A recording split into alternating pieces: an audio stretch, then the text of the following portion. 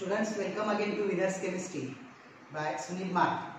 In Winners Chemistry, today we are going to solve a problem based on the lowering of vapor pressure and relative lowering of vapor pressure. जसे की आपण आपल्या मागच्या lecture मध्ये बघितलेला आहे की रिलेटिव्ह लोअरिंग ऑफ वेपर प्रेशरचा वापर करून आपण डिटरमाइन करू शकतो molar mass of a non volatile solute आणि त्याचाच आपण एक न्यूमेरिकल प्रॉब्लेम या ठिकाणी सॉल्व्ह करतो. तर आपण प्रॉब्लेम सॉल्व्ह करूया. बोर्डवरती लिहिलेला आहे न्यूमेरिकल, त्याला आधी आपण वाचूया, समजून घेऊया आणि कसा सॉल्व्ह करता येईल ते त्याच्यानंतर बघू. बघा प्रॉब्लेम असा आहे आपल्याकडे. A solution is prepared by dissolving 394 gram of a non-volatile solute in 622 gram of water.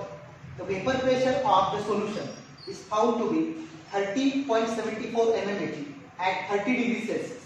If the vapor pressure of water at 30 degrees Celsius is 31.8 mmHg, what is the molar mass of the solute? या पद्धतीने हा problem आहे आपल्याकडे.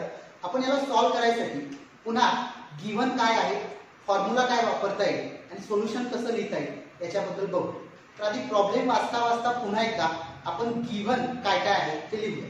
तर बघा आपण ते given लिहितोय. या ठिकाणी सगळ्यात पहिला पॉइंट आपल्याकडे आहे गिव्हन. आपण प्रॉब्लेम पुन्हा एकदा वाचूया. A solution is prepared by dissolving 394 gram of a non volatile solute in 622 gram of water. So water is a solvent and this 394 gram is a mass of solute. As we express the mass of solute as W2, therefore here W2 is equals to 394 grams and mass of solvent W1 is 622 grams. म्हणून आपल्याकडे value झाली बघा. W2 ची value आहे 394, W1 ची value आली 622 grams each. Again, the vapor pressure of solution is found to be 30.74 mmHg. He solution ची vapour pressure ची व्हॅल्यू आपल्याकडे दिलेली आहे, जे आपण इंडिकेट करतो नॉन व्होलाटाइल सोल्यूट. जेव्हा आपण व्होलाटाइल सॉल्व्हेंट मध्ये ऍड करतो तेव्हा आपण त्याचं सोल्युशनचं प्रेशर इंडिकेट करत असतो P1. आपल्याकडे इथं P1 व्हॅल्यू आहे 30.74 unit आहे mmHg. So this is the value for the vapor pressure of the solution. पुन्हा पुढे आणखी बघा. If the vapor pressure of water at 30 degrees Celsius is 31.8 mmHg, what is the molar mass of the solute? हे value आपल्याकडे दिलेले आहे 31.8 mmHg. This is the value for vapor pressure of water. It is pure solvent and vapor pressure of pure solvent is taken as P01 and hence we have P01 is equals to 31.8 millimeter of height of mercury as the vapor pressure of pure solvent. तर आपल्याकडे बघा formula जो आहे तो formula या पद्धतीने आपण लिहितो.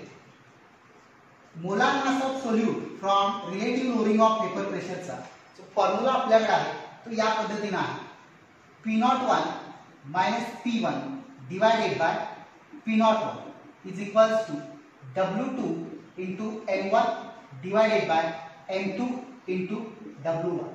त्याच्यामध्ये M2 आपल्याला डिटरमाइन करायचा आहे आणि M2 कॅल्क्युलेट करण्यासाठी आपल्याकडे दिलेले व्हॅल्यूज काय काय आहेत बघा. आपल्याकडे P01 आहे, P1 आहे, हा P01 देखील आहे, W2 आहे, W1, पण आपल्याकडे M1 नाही. तो M1 आपल्याला कसं मिळवता येईल तर M1 बघा molar mass of solvent water. वॉटरचा फॉर्म्युला आपल्याकडे H2O आहे. वॉटरचं मोलार मास आपल्याकडे येतं. ऑक्सिजनचं मोलार मास 60 प्लस हायड्रोजनचं मोलार मास 1. हायड्रोजनची संख्या 2 असल्यामुळे 2 into 1 केल्यानंतर येतं आपल्याकडे 2. मग हायड्रोजनसाठी 2 प्लस ऑक्सिजनसाठी 16, 2 प्लस 16 केल्यानंतर येतं आपल्याकडे 18. आणि त्यामुळे वॉटरचं मोलार मासची व्हॅल्यू M1 जी आपण गिवन मध्ये मेन्शन करूया की किती येते बघा 18 ग्रॅम्स पर मोल इतके आपल्याकडे येईल. त्यामुळे इथं आपल्याकडे सगळेच व्हॅल्यू आले बघा W2, M1, W1, P01, P. आपल्याला कॅल्क्युलेट करायचं आहे M. मग आपण दिलेले गिवन व्हॅल्यू जे सगळे आहेत ते सगळे एक्सप्रेस करूया, सबस्टिट्यूट करूया त्या फॉर्म्युल्यामध्ये आणि कॅल्क्युलेशन करूया. त्यासाठी बघा आपण स्टार्ट करूया त्या प्रॉब्लेमचं सोल्युशन काय येतं. तर मग सोल्युशन लिहिताना सगळ्यात पहिल्यांदा मी इथं लिहितो substituting the given values in the formula. आपण हे जे व्हॅल्यूज आहेत हे व्हॅल्यूज फॉर्म्युल्यामध्ये पुट करायचे आहे. त्यामुळे आपल्याकडे बघा P01 व्हॅल्यू आहे 31.8 mmHg as the vapor pressure of pure solvent minus P1 value of P1 is 30.74. The unit of this vapor pressure is again mmHg and this particular subtraction is divided by this with this P01. P01 value again 31.8 mmHg which is equals right hand साइडची सुद्धा values आपण put करूया along with unit. बघा W2 ची value आपल्याकडे आहे W2 394 grams. त्याला into आहे M1. M1 व्हॅल्यू आपल्याकडे आहे molar mass of solvent as 18 grams per mole. वॉटरचं मोलार मास 18 ग्रॅम्स पर मोल असतं. हे तुम्ही कायमस्वरूपी आठवण ठेवा. बऱ्याचशा प्रॉब्लेम्समध्ये आपल्याकडे वॉटर हा सॉल्व्हंट असल्यामुळे त्यासाठी मोलार मास आपल्याला माहिती असणे गरजेचं आहे. पुन्हा बघा N2 आपल्याला कॅल्क्युलेट करायचं म्हणून त्याला आपण आहे तसे ठेवूया आणि त्याला इंटू येईल आपल्याकडे W1. W1 जसे की आपल्याकडे मास ऑफ सॉल्व्हंट आहे आणि त्याची व्हॅल्यू आपल्याकडे आहे बघा 622 ग्रॅम्स इतकी.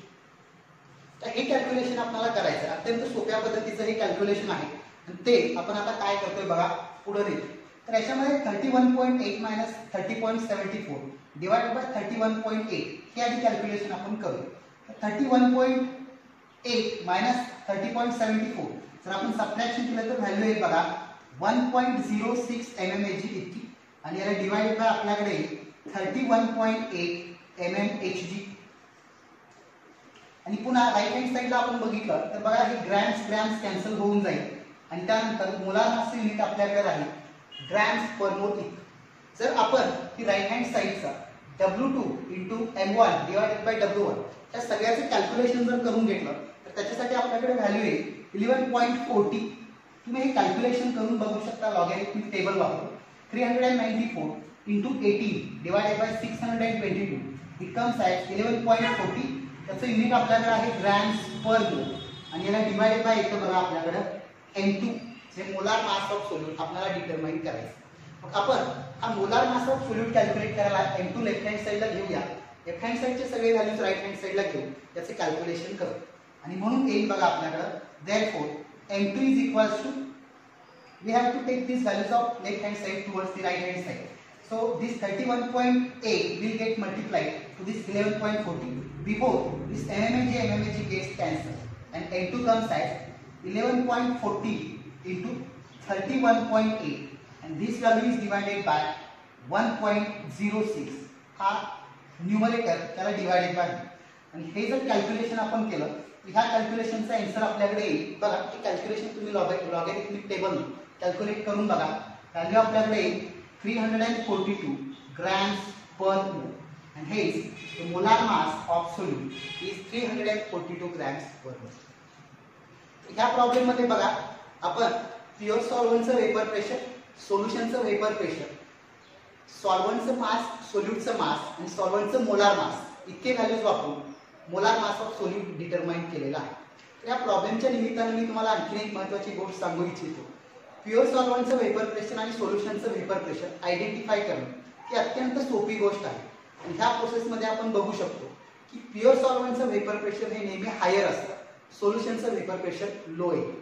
त्यामुळे दोन प्रेशर मधल्या व्हॅल्यूज वरून आपण हे सोल्युशनचं वेपर प्रेशर कोणतं, प्युअर सॉल्व्हंटचं वेपर प्रेशर कोणतं हे देखील सहजच आयडेंटिफाय करू शकतो.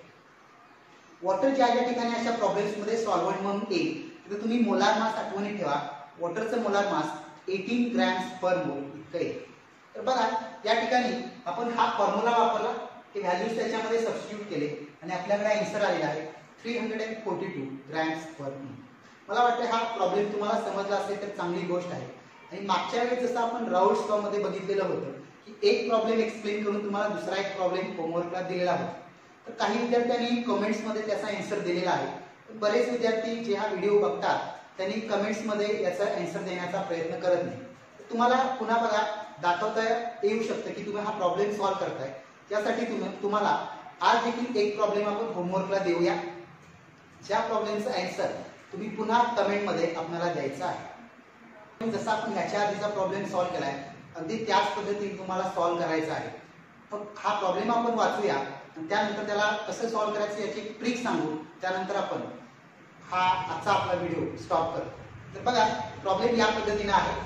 The vapour pressure of pure benzene C6H6 at a certain temperature is 640 mmHg. आपल्याकडे प्युअर बेन्झीनचा वेपर प्रेशर दिलेला आहे 640 mmHg.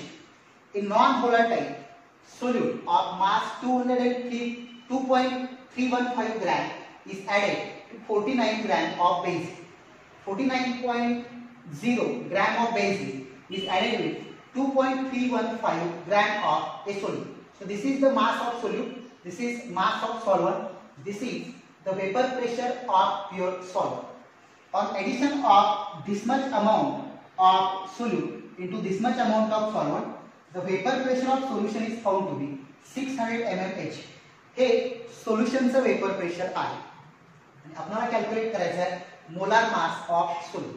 तर या पद्धतीने हा प्रॉब्लेम तुम्हाला सॉल्व्ह करायचा आहे. बघा असा आहे. The vapour pressure of pure benzene C6H6 at a certain temperature is 640 mmHg. A non-volatile solute of mass 2.315 gram is added to 49 gram of benzene. If the vapor pressure of solution is 600 mmHg, what is the molar mass of solute? हा problem तुम्ही solve करा. त्या प्रॉब्लेमसाठी एक महत्त्वाची गोष्ट तुम्हाला सांगतो. मागच्या प्रॉब्लेम मध्ये जसं आपण वॉटर सॉल्व्हंटचं मोलार मास डिटरमाइन केलं, तसं इथं बेन्झीनचं मोलार मास तुम्हाला डिटरमाइन करायचं आहे.